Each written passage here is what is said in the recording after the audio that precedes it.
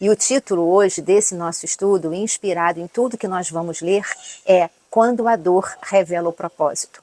Olá, seja você muito bem-vindo, muito bem-vinda.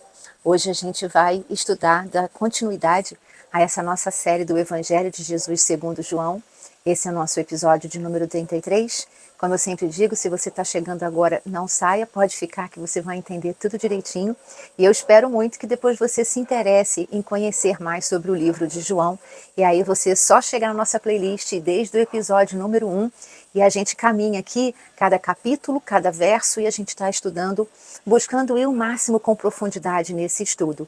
Não é um estudo que tem o desejo de ser rápido, de falar em 10 minutos, 5 minutos, 7 minutos, não. É um estudo que a gente procura ir até águas mais profundas, como Deus falou com Ezequiel, entendermos o máximo que a gente pode, dentro desses minutos, tirar de lição, de aprendizado, de conceito histórico, né, do momento dessa história.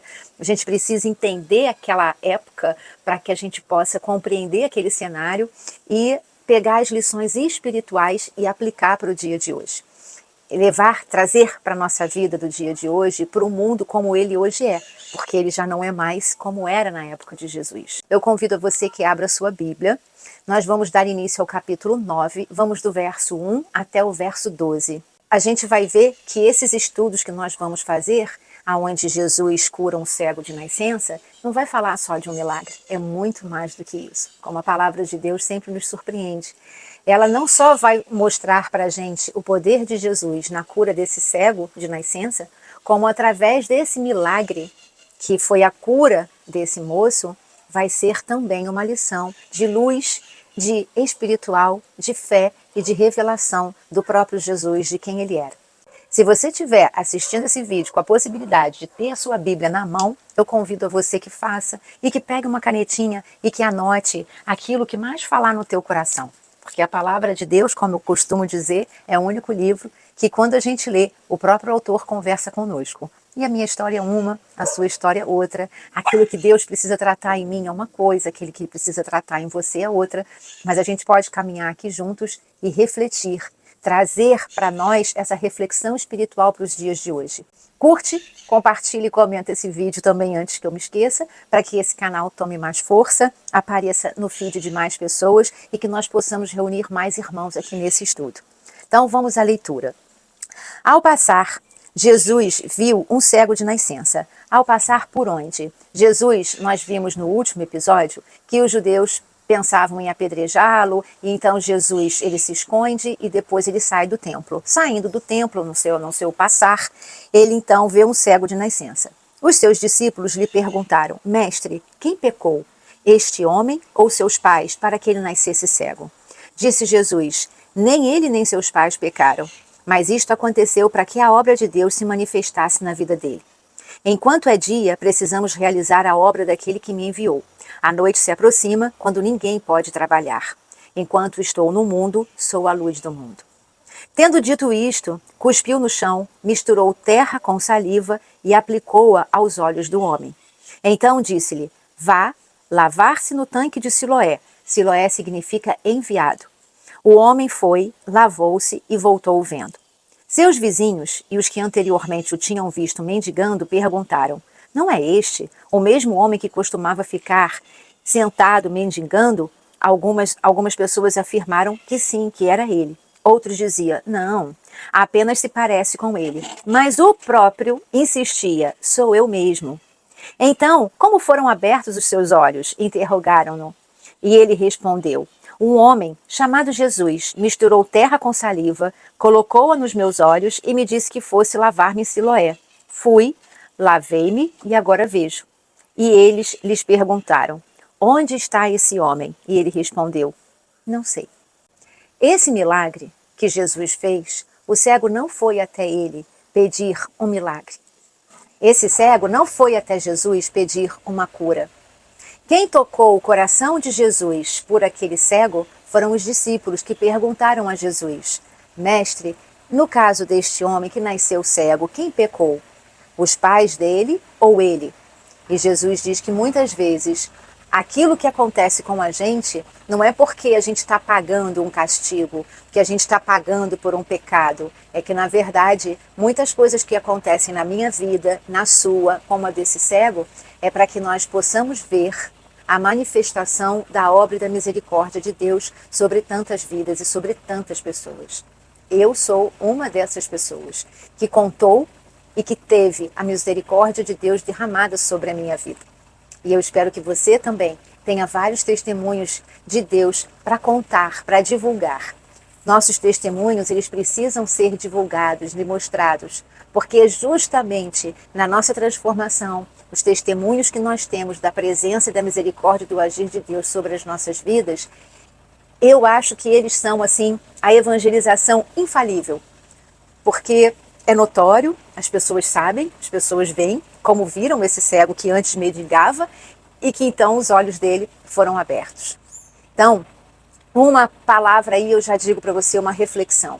Quantas vezes é importante que tenhamos pessoas que orem por nós, que tenhamos pessoas que levem as nossas causas até Deus, que tenhamos pessoas que podem olhar para a gente e dizer, Senhor, está acontecendo isso e isso com aquela pessoa, com aquele meu irmão, né? Ou ele está cego, ou ele está doente, ou ele está vivendo num ambiente familiar difícil, ou aquela família, Senhor, está passando agora por um momento muito complicado, seja emocional, seja financeiro, não importa.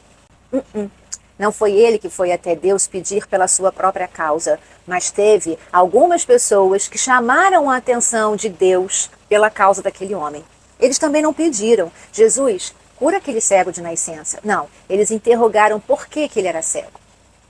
Por causa dos pais, ele estava então pagando pecados dos seus antecedentes, ou um pecado dele mesmo e por isso ele veio cego.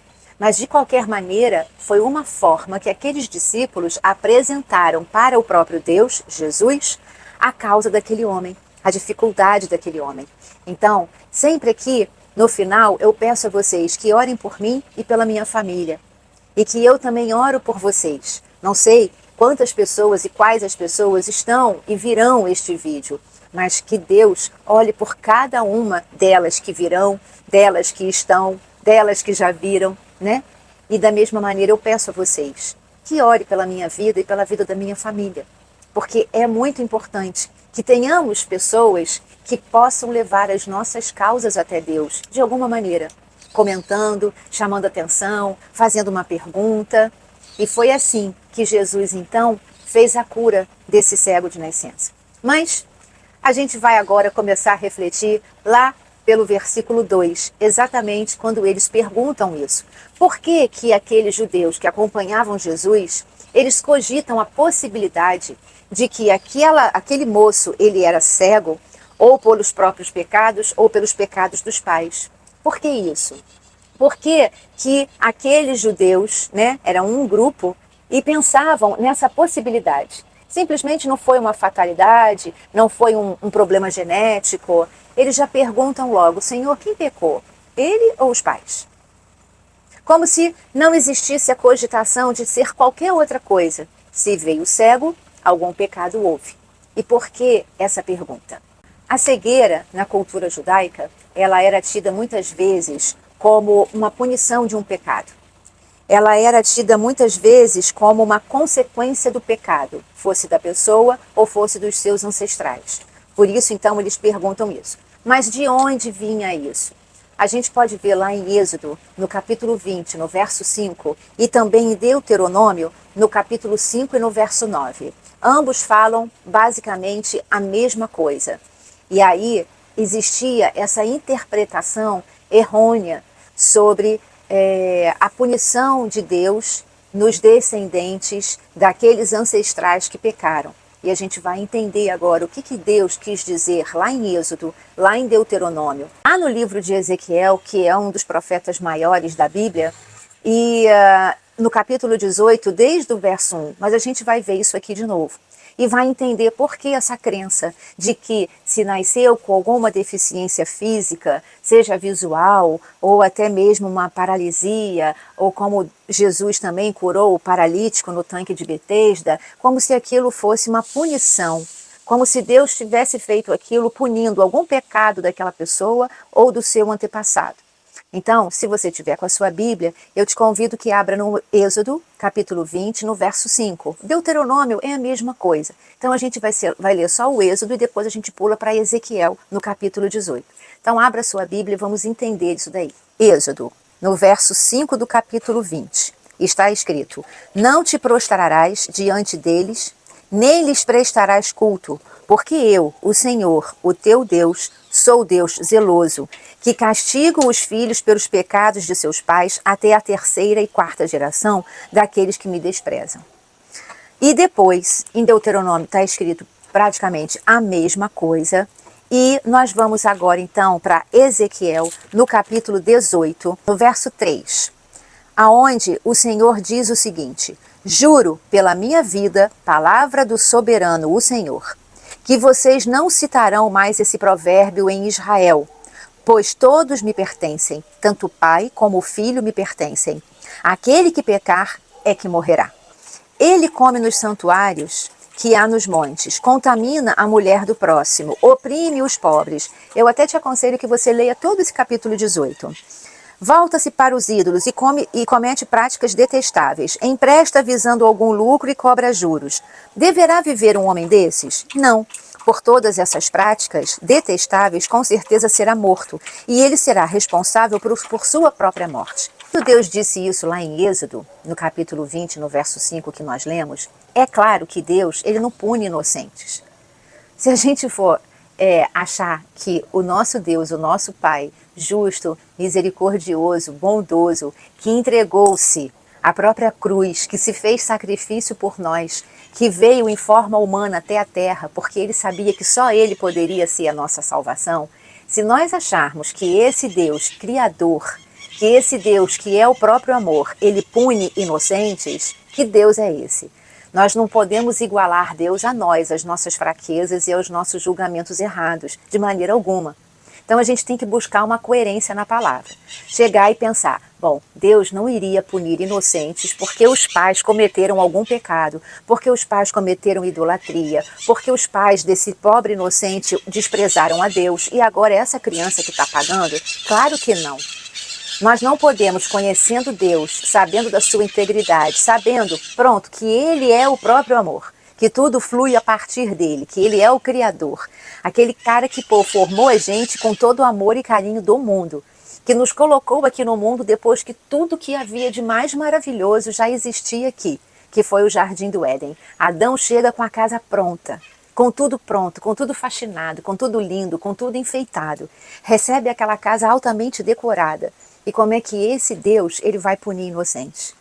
E aí quando a gente vai lá e lê em Ezequiel, né, a própria Ezequiel dizendo a palavra de Deus, que isso nunca mais vai se repetir, porque Deus jamais puniria um inocente no lugar de um pecador. Como é que a gente pode entender isso? Lá em Êxodo, a gente tem que compreender que Deus estava falando da consequência natural de um pecado. Ele falou ali, por exemplo, no trecho que nós lemos sobre idolatria. Então Deus, o tempo inteiro na palavra dele, ele diz que nada e ninguém deve ser adorado que não seja ele mesmo. Deus, na Bíblia inteira, e se tiver aqui algumas pessoas católicas que acompanham esse estudo, por favor, antes de me julgarem mal, antes de ficarem chateados comigo, assistam os últimos minutinhos do episódio 32, onde eu mesma digo que não podemos ter preconceitos étnicos, religiosos, de escolhas sexuais, de nada disso. Então eu não tenho preconceito algum com os católicos que adoram imagens. Eu já fui católica, por isso eu vou dar esse meu exemplo. Eu nasci numa igreja católica. Em Êxodo, Deus falou sobre a idolatria. Em toda a Bíblia, Deus está sempre batendo isso, que é Ele que tem que ser adorado. Que a adoração é única e exclusivamente para Ele. Mas eu venho de uma família católica, onde a minha mãe ela era portuguesa, nascida em Portugal, veio para cá já uma mulher adulta, já com 27 anos, e na minha casa existia, tanto por parte da mamãe quanto por parte do papai, algumas imagens de Nossa Senhora de Fátima, Santa Rita de Cássia, a Sagrada Família composta por Maria, José e o Menino Jesus. E existia vela acesa, enfim, adoração à Virgem Maria. Eu cresci assim, E eu também participei de adorar a Virgem Maria como santa. Eu cresci ouvindo que ela era advogada nossa perante ao tribunal do Senhor, que ela intercederia por nós, etc. e tal. A palavra de Deus não diz isso. Quando eu fui estudar a palavra de Deus, eu percebi a minha cegueira espiritual. Eu percebi a consequência natural de um pecado que a mamãe cometia sem que ela soubesse. Então, assim, a mamãe saiu dessa dimensão, e eu creio que ela esteja ao lado do Senhor, porque ela cria nisso por uma cegueira espiritual. A mamãe nunca teve essa informação e foi buscar essa informação na palavra e viu que realmente Deus não ficaria muito feliz dela adorar a Virgem Maria como uma santa, uma intercessora, uma advogada, uma poderosa, que ela poderia realizar algum milagre na vida da mamãe e que, na verdade, todos os milagres que a mamãe recebeu, que a nossa família recebeu, veio diretamente do Senhor e não da Nossa Senhora, que ela adorava, que ela venerava, que ela acendia velas, etc. e tal. Então, quando Deus fala sobre isso em Êxodo, é uma consequência natural do pecado, que acabam que os filhos repetem os mesmos pecados, às vezes por gerações. Então, os meus filhos hoje e os meus netos não terão de mim, essa informação que é diferente da informação da palavra de Deus. O que Deus diz aqui é que a adoração é única e exclusivamente para Ele, que o poder é dele, que a autoridade é dele. Ele não diz aqui que ele divide o poder, a autoridade ou esse momento de adoração com qualquer outro personagem da Bíblia, mesmo que seja a Virgem Maria. Agora, é claro, ele também não nos impede, não nos proíbe de admirarmos algumas pessoas. Muito pelo contrário, ele nos apresenta a Virgem Maria com várias qualidades, adjetivos maravilhosos. Ele nos apresenta Abraão como o pai da fé, o pai de nações, aquele que obedeceu o Senhor independente de saber para onde ia. Ele nos apresenta Moisés, ele nos apresenta os próprios discípulos de Jesus, ele nos apresenta José do Egito. Então, existem vários personagens na Bíblia em que o próprio Deus nos ensina, Davi, né, Salomão, que pediu sabedoria, podia ter pedido o que quisesse para Deus e pediu sabedoria.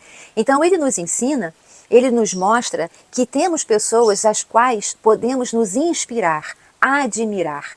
Admirar, gente, a história de alguém, a vida de alguém, até dos dias de hoje, não há pecado nenhum nisso. O que Deus, ele pede é que nós, no tocante à adoração é a Ele. Quem intercede por nós é Jesus, ao lado de Deus. Quem é o nosso acusador? A Bíblia diz que é o diabo. Em nenhum momento a Bíblia diz que outra pessoa vai nos acusar. Em nenhum momento a Bíblia diz que outra pessoa irá nos defender que não seja Jesus. Então Jesus é o nosso advogado, o nosso intercessor. Jesus é aquele lado, digamos assim, de Deus, aquele pedaço de Deus que quer nos salvar, que quer nos levar para vivermos em família celestial. Deus é um só, mas ele se revelou de três formas, como o Deus Pai, o Deus Filho e o Deus Espírito Santo. Um outro exemplo que nós também podemos dar se refere a filhos que vêm de uma família, como o pai foi um alcoólatra, o avô também foi envolvido com excesso de álcool, teve o problema do alcoolismo na família. A ciência diz que pessoas que vêm de famílias que têm essa coisa do vício do alcoolismo, têm uma predisposição ao alcoolismo, não quer dizer que vai ser alcoólatra. E essa pessoa cortando essa predisposição, dizendo, eu sei o que aconteceu com meu pai, eu sei o que o alcoolismo, a embriaguez trouxe para minha família, eu sei como foi lá na casa do meu avô ou da minha avó, não importa, que também tinham o problema do alcoolismo, e isso vai estar cortado em mim. Eu não quero mais isso. Eu não quero trazer esse problema para minha vida, eu não quero trazer esse tipo de problema para minha família, porque eu sei o quanto eu, enquanto filho, sofri com isso. Então, ter uma predisposição a um pecado não quer dizer que é um pecador e que vai realizar aquilo, mas há uma predisposição. E aí essa pessoa, ela vai ter que ter uma força de vontade maior para não entrar nesse tipo de vício, por exemplo, como a gente deu agora no alcoolismo, do que se o pai, os avós e etc e tal, seus ancestrais, não tivessem praticado esse vício. Então, quando Deus fala isso, a respeito de até a quarta geração, porque aquilo vai passando, aquela consequência natural do pecado vai passando de pai para filho, mas ele não está punindo ninguém. Na verdade, são os nossos maus hábitos que ensinamos aos nossos filhos é que estão punindo eles mesmos. Não Deus está punindo, mas as nossas escolhas e aquilo que nós apresentamos, aquilo que nós ensinamos, através de palavras ou até mesmo de exemplos da nossa própria vida. Nós podemos ver também em Salmo 91, no verso 4, em Números também, no capítulo 23, no verso 19, que Deus, ele não muda de ideia com o passar do tempo. E por isso a gente precisa entender, no estudo da palavra, que Deus, ele não faz nada que foge do seu caráter. Então a gente deve estar sempre, quando alguma coisa a gente fala assim, mas Deus está punindo o inocente. Não, parou. Estou entendendo alguma coisa errada. E aí a gente procurar entender certo. Então, no Salmo 91, no verso 4, Deus diz assim: Ele o cobrirá com as suas penas, e sob as suas asas você encontrará refúgio. A fidelidade dele será o seu escudo protetor. Como pode esse Deus, que cobre a gente com as suas penas, que sob as asas dele eu encontro o meu refúgio, que a fidelidade dele será o meu escudo protetor, como é que eu posso desconfiar da fidelidade de Deus de achar que ele pune um inocente? Claro que não.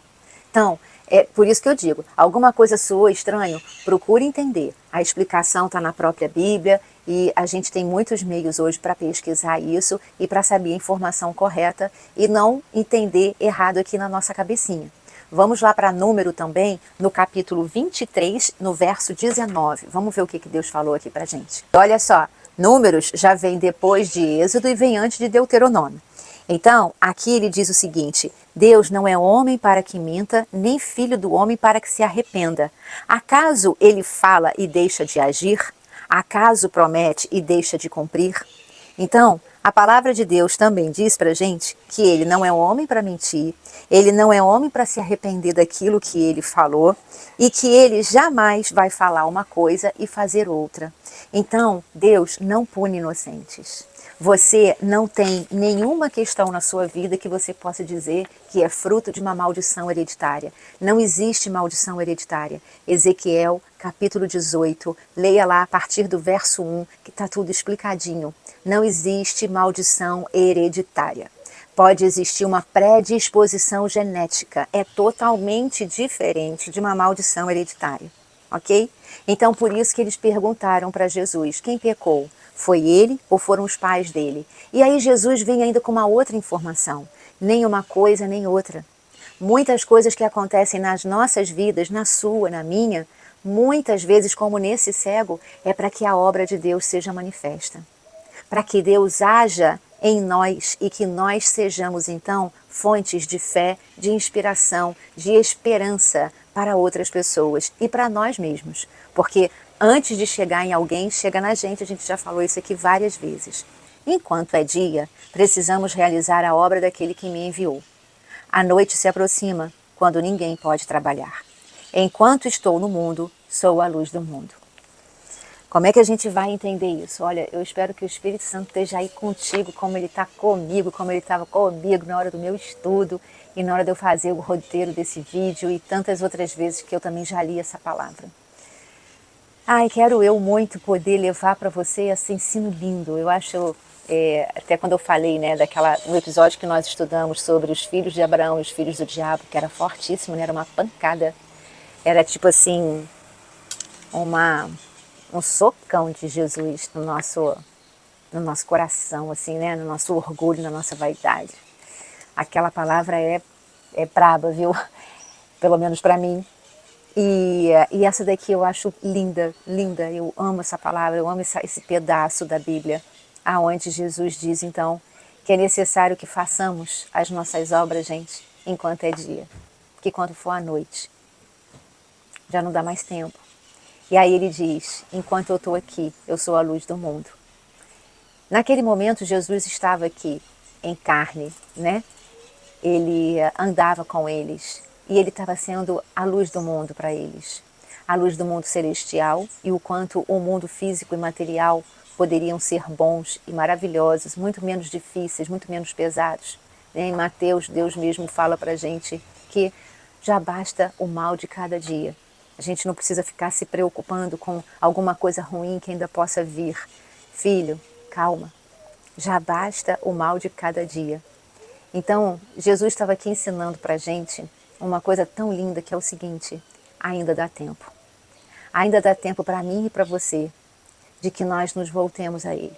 Ainda dá tempo para mim e para você que reconheçamos que quantas coisas difíceis na nossa vida, graças a Deus, elas aconteceram. E por isso devemos dizer a Deus em tudo, dai graças. Porque exatamente por momentos difíceis podemos viver e experimentar milagres. Por momentos difíceis podemos perceber o agir e a misericórdia de Deus sobre as nossas vidas, a manifestação da própria obra dele, assim como ele se manifestou na vida desse cego. Enquanto é dia, dá tempo ainda da gente se movimentar, dá tempo da gente se voltar a Deus, dá tempo da gente se voltar a um irmão, dá tempo da gente perdoar, dá tempo da gente ser perdoado, dá tempo da gente amar, dá tempo da gente sorrir, dá tempo da gente evangelizar, dá tempo da gente pregar, dá tempo da gente criar intimidade com Deus, dá tempo da gente estudar a palavra dele. Enquanto é dia, ainda dá tempo de nós nos voltarmos a Deus e termos Ele como nosso Senhor, o nosso Salvador. Enquanto é dia, ainda dá tempo de nós termos a esperança de viver no mundo celestial, fazer parte da família de Deus, dessa família celestial. Porque Jesus disse que quando for a noite, já não vai dar mais tempo de nada. Apocalipse, que a gente um dia ainda vai chegar lá no estudo de Apocalipse, que não é nenhum livro assustador, muito pelo contrário. Ele é o começo, ele é o recomeço, ele é o fim desse mundo que jaz no inimigo para ser o início de um mundo que vai ser governado 100% por Jesus. Mas enfim, em Apocalipse diz e narra como é que vai ser o fim dos tempos. Essa noite e essa escuridão que vai chegar. Eu já disse aqui há muito tempo em algum episódio, e eu ontem ouvi isso conversando com uma amiga. Muitas pessoas dizem que todos os caminhos levam a Deus. E eu digo, é verdade. Todos levam a Deus. Mas nem todos nos colocarão no reino celestial junto com Deus. A nível de julgamento final, todos nós iremos. Então todos nós estaremos diante de Deus. Mas não quer dizer que as portas dos céus se abrirão para todos. Então, quando Jesus fala que enquanto é dia da gente trabalhar. É dia da gente trabalhar o nosso coração, é dia da gente trabalhar a nossa mente, é dia da gente trabalhar os nossos olhos, é dia da gente trabalhar e ter cuidado com esse órgãozinho que tem dentro da nossa boca que se chama língua, aonde Provérbios fala tanto sobre isso. Ainda é tempo de se voltar um ao outro, de pedir perdão. Ainda dá tempo de voltar a amar aqueles que nós, um dia, por alguma mágoa, desejamos ou quisemos ou tivemos posicionamentos de afastamento. Enquanto é dia, dá tempo. Mas depois que a noite chegar, não vai dar mais. Depois que esses olhos aqui fecharem, que a alma minha for retirada do meu corpo e o meu espírito voltar para o Senhor, nada mais eu vou poder fazer. Ainda dá tempo de eu fazer alguma coisa por mim e ainda dá tempo de você fazer alguma coisa por você. Ainda dá tempo de eu fazer alguma coisa pelos que eu amo, ainda dá tempo para eu fazer alguma coisa pela minha família, ainda dá tempo de eu fazer alguma coisa pelos meus irmãos. E para você também ainda dá tempo. Ainda dá tempo de eu criar muito mais intimidade e relacionamento com meu pai. Ainda dá tempo de eu conhecer ele muito mais e melhor. Ainda dá tempo de eu viver muitos milagres e obras dele manifestadas sobre a minha vida, assim como na sua também. Enquanto é dia, enquanto você está aqui, enquanto você está vivo, aproveite esse momento para se aproximar de Deus. Aproveite esse momento para perdoar e para se perdoar. Muitas coisas que nós fazemos nas nossas vidas, às vezes é difícil da gente se perdoar. A gente fica com muita chateação sobre nós mesmos dentro do nosso coração. E muitas vezes por isso até nos judiamos. Às vezes de formas até que a gente não está nem tendo a consciência de que estamos fazendo isso. Permitindo-nos viver coisas que não merecemos e deixamos de viver coisas que estão ao nosso redor de uma maneira tão boa e tão suave e prejudicamos aquilo tudo, fazemos sempre com que seja ruim, como se não fôssemos merecedores do que há de melhor.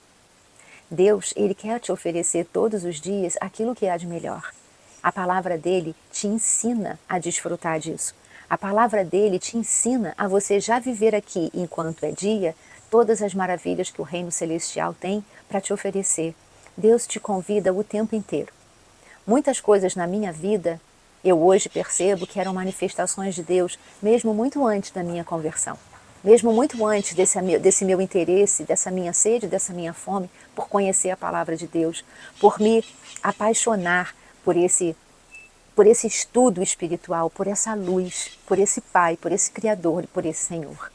Ele tem muito para oferecer para mim, para você, e Ele tem muitas obras para manifestar nas nossas vidas, mas nós precisamos estar dispostos, enquanto é dia, de abrirmos portas e possibilidades para que toda essa manifestação de Deus ela possa ser cumprida na nossa vida. Ele quer, mas muitas vezes somos nós que criamos impedimentos. Então aproveita enquanto é dia para perdoar, para fazer obras.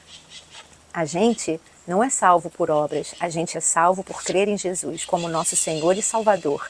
Mas nós estamos aqui para cooperarmos com as ações e as manifestações de Deus. O próprio Deus, ele disse a Adão que ele deveria tomar conta e cultivar o jardim do Éden. Então Deus, ele diz para a gente que nós devemos tomar conta e cultivar a nossa vida, aqueles que estão ao nosso redor.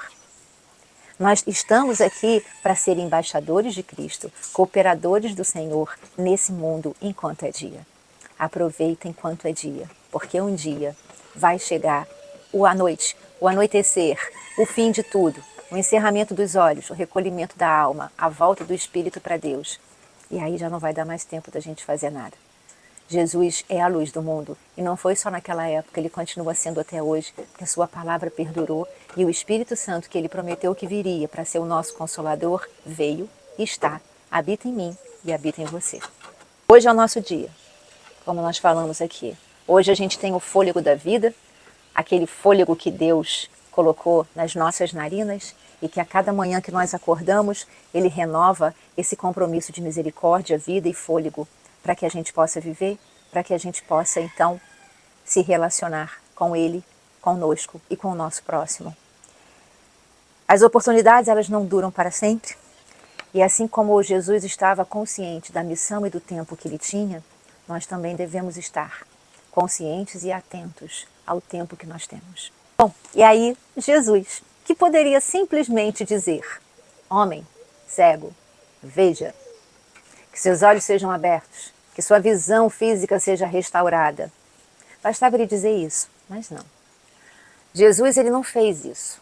Jesus, ele pegou saliva, ele pegou o pó da terra, ele molhou aquele pó na saliva dele, ele fez uma laminha e ele ungiu os olhos daquele cego, para que então mandasse aquele cego então se lavar no tanque de Siloé, para depois então o milagre acontecer. A gente pode ver que nesse ato houve humildade, houve obediência e houve um toque divino. Muitas vezes a gente até na nossa vida pode estar recebendo um toque divino, mas a gente está sendo humilde para recebê-lo.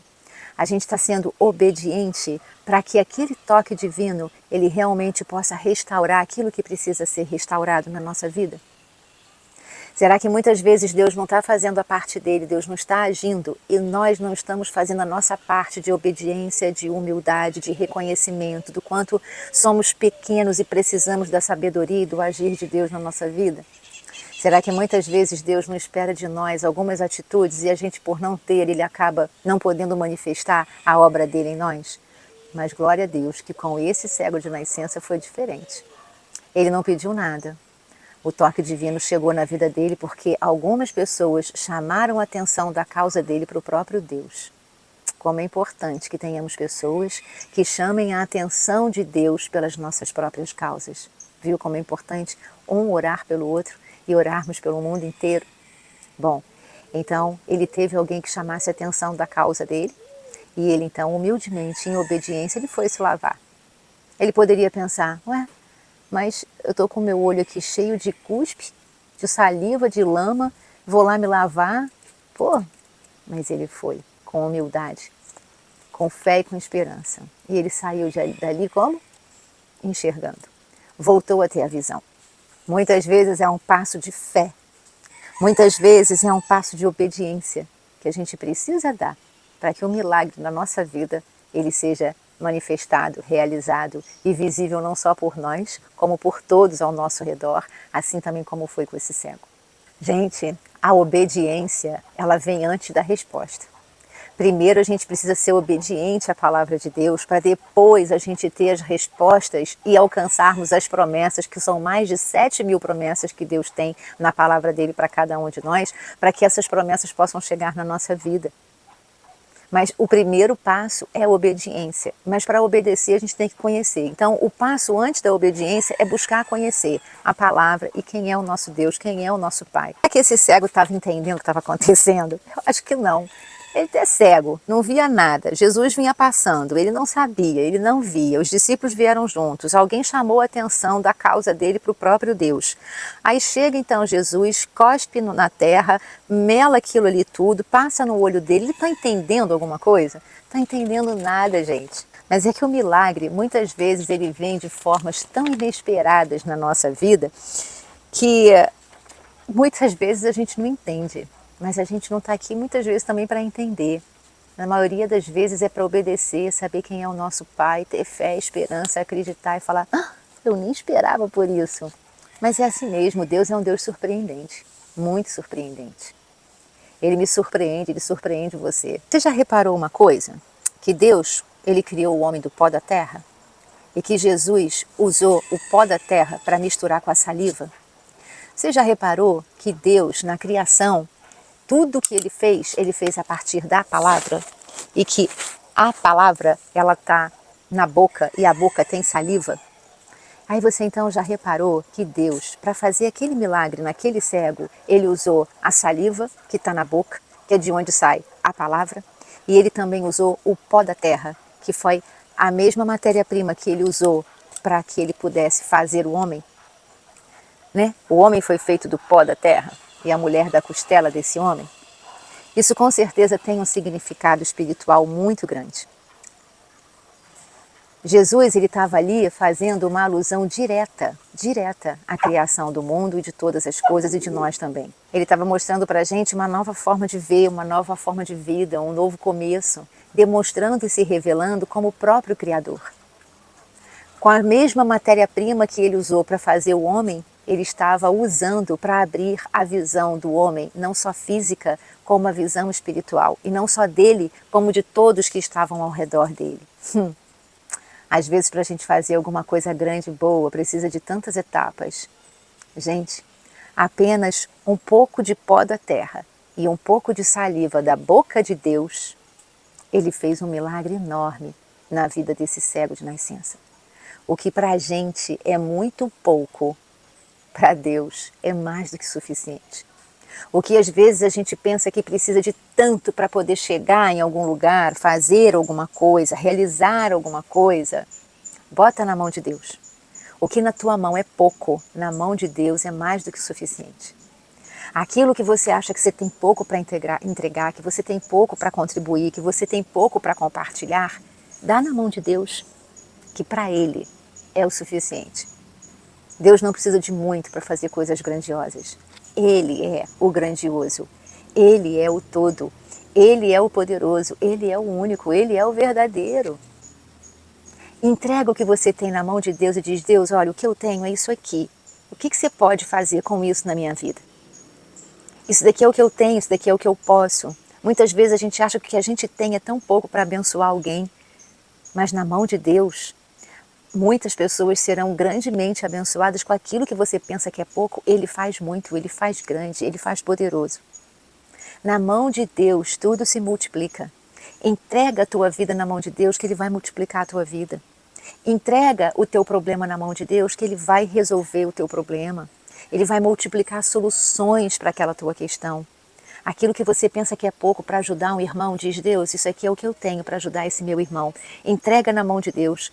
Porque Ele é grande para multiplicar e para fazer com que aquilo seja mais do que suficiente para aquele irmão que você quer ajudar, para aquele sonho da sua vida que você quer realizar. Aquilo que você pensa que na tua mão não é possível, entrega para Deus, que na mão dele é. Na mão dele tudo se torna possível, é uma coisa incrível. Acredite no agir de Deus. Entregue o pouco que você tem, que você vai se surpreender com aquilo que Deus é capaz de fazer por você.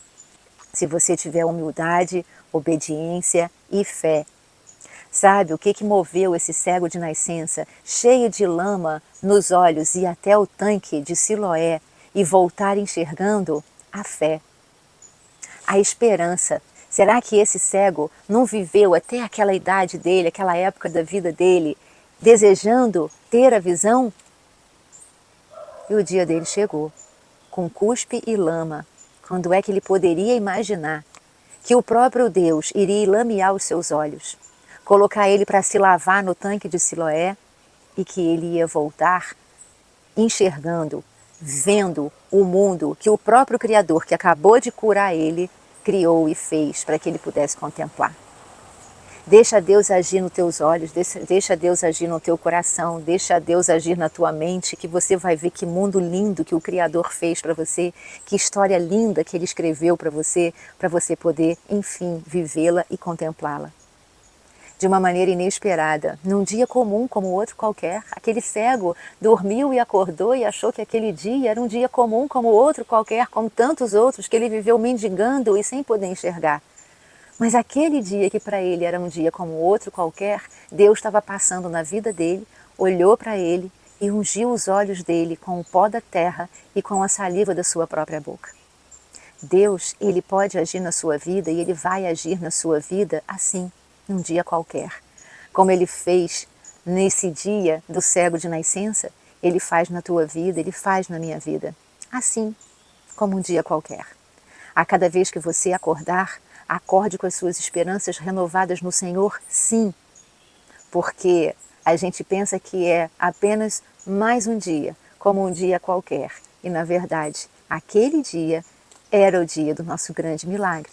Era o dia da grande manifestação de Deus sobre a nossa vida. Mas acredite, vive em humildade, vive em obediência, vive em esperança e quando o agir de Deus chegar na tua vida, haja como esse cego de nascença, com fé. Esse cego foi mandado a ele que se lavasse lá no tanque de Siloé. Todos os dias antes da gente dormir, a gente deve fazer uma análise do nosso dia, das nossas atitudes, pensarmos e refletirmos na palavra de Deus, para que a gente possa, a cada final de dia, estar nos revisando, para que nós possamos, dentro da palavra de Deus, fazer dela essa água do enviado, essa água do tanque de Siloé. A gente precisa se lavar todos os dias, mas o nosso sabão e a nossa água é a palavra de Deus. Primeiro teve o pó, depois teve a saliva, depois teve a lama, depois teve a aplicação dessa laminha nos olhos do cego, depois ele teve que ir até o tanque de Siloé, para depois então ele voltar enxergando. Existe um processo. A fé, ela nos ajuda, nos impulsiona e nos dá a força para que nós sigamos neste processo do milagre.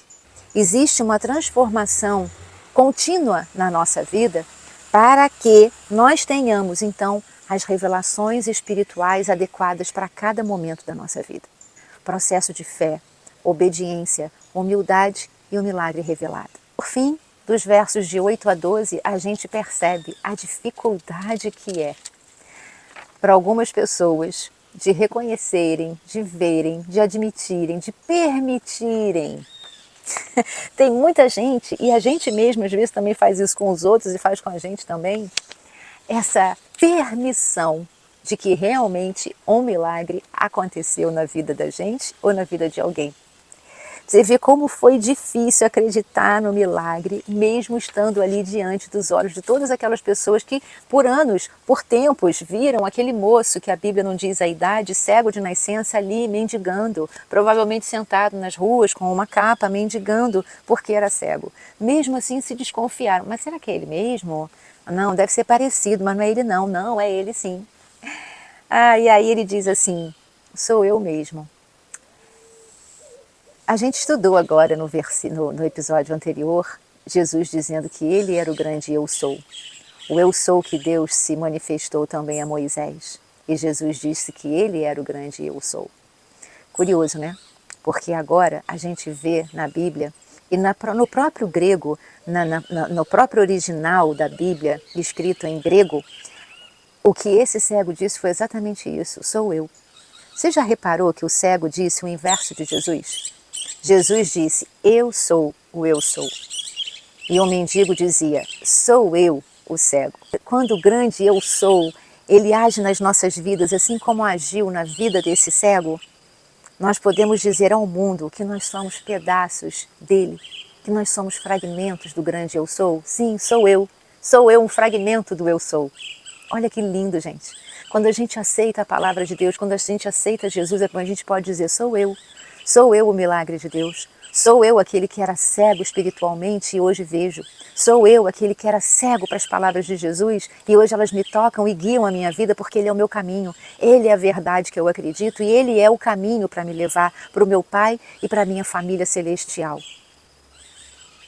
Quando a gente pode dizer sou eu, é porque o grande eu sou agiu no nosso coração, agiu sobre as nossas vidas, agiu sobre as nossas dificuldades. Quando nós somos obedientes, humildes e vivemos na fé, nós podemos dizer sim, sou eu. Ele está reconhecendo a própria identidade e está testemunhando o milagre por ele mesmo vivido. Quando Jesus diz eu sou, ele está revelando para todos nós a sua divindade eterna. Aí quando a gente enxerga por esse lado espiritual, a gente realmente acredita no poder da transformação da palavra de Deus. E aí a gente realmente acredita o quanto é possível nós realmente exercermos o perdão. Aí a gente vê o quanto é possível que a gente realmente tenha forças para aproveitar enquanto é dia, antes que o nosso tempo se extingua ou termine. E aí a gente vê quantas vezes a gente está perdendo tantas oportunidades, tantas chances, tantas possibilidades. Muitas vezes por orgulho, que é broto dessa terra, por vaidade, que é broto desse mundo que jaz no inimigo. Aonde Deus tudo que nos ensina é a humildade, o perdão, o carinho, o amor, a paciência, a longanimidade, o amor ao próximo, né? O domínio próprio. Aonde tudo que Ele diz para a gente é que com Ele nós somos mais do que vitoriosos. Por que então nos colocarmos tantas vezes em lugares de perdedores, se Deus diz que com Ele nós somos mais do que vitoriosos?